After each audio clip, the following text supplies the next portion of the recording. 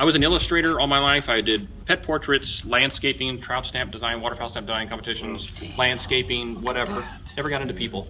But I took college courses, you know, I graduated from college and I had my art degree, so I thought, you know what, I never tried sculpting, and I lend my artistic abilities to other places, so I'm like, gee, I wonder if I could sculpt.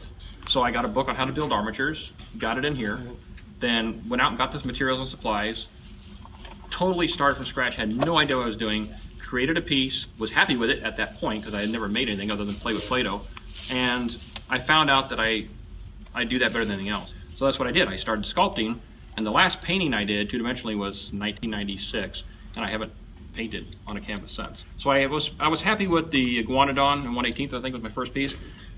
It looks ridiculous now, and I'm embarrassed by it, but it was my starting point at some point, and I was proud of it then. So I took it to a guy that had been doing this sculpting business for about 15 years and said, Alan, what do you think? Honestly. Yeah. And he's like, dude, I hate you. He says, my first piece is in a shoebox in the basement. He says, you could run and sit front row with the guys that are at that time producing what was out there in the market. And I'm like, really? He's like, yeah. I needed that push. I needed someone to say, yes, you're that good enough to start your business. Yeah. Then I developed texture stamping.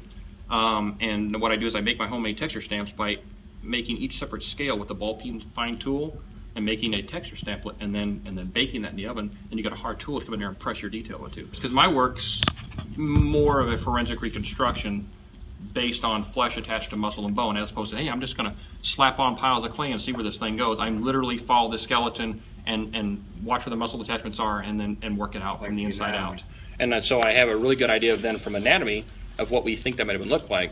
Then I just put whatever they have fossilized skin samples, I match that, you know, onto my scales. No two sculptures have the same surface detail texture because all animals have different scales. Yeah. And then I just texturize it. What I do is I sculpt the basic form, get the muscles in there, and then I come in with my larger folds and skin wrinkles, apply those, and then I take my little tool that I made. It looks like a mushroom basically. It's like a little thing, like a shaft, and then it has an umbrella type shaped little round head, and it has all these little divots in it that represent the scales. So it looks like a little textured mushroom, if you will. And I use that as a tool to hold on to, and then because it's shaped like an umbrella, I could roll it on the model. I used to use Sculpey all the time, Super Sculpey actually. It was very fragile in the oven. It tends to be more like porcelain, had a lot of cracks, a lot of problems with that, but it was really nice and creamy and blended well, and it was easy on the hands of an old guy like me, so you don't have arthritis and problems. Then I started looking at Super Sculpey Firm. It had a rubberized tough resiliency to it, but it was an absolute murder on trying to get it softened up in your hands.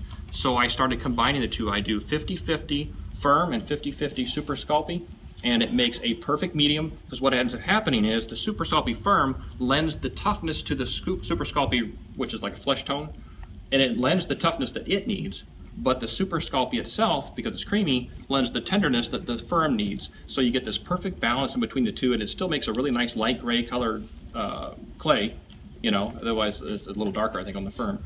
And so you still see your details, you know, and it helped out so much. I put the stuff in the oven. The key is baking it 270 for an hour. And when it comes out, it should have a burnt, rusty brown orange color to it. The smaller extremities will be almost black. That's what you want. And then what it did was it also made it tougher in the oven. It no longer became fragile like ceramic. It became rubber. And when you heat that stuff, you could literally come in and it's like cutting a hot rubber tire.